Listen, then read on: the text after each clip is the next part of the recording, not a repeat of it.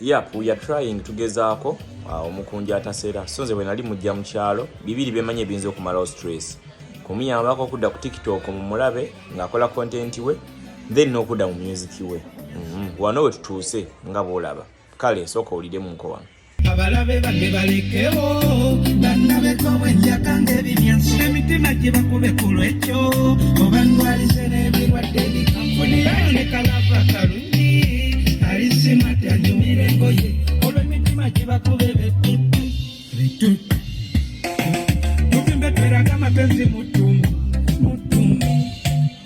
tobasanyawo abanwanyisanga ngo bawangaze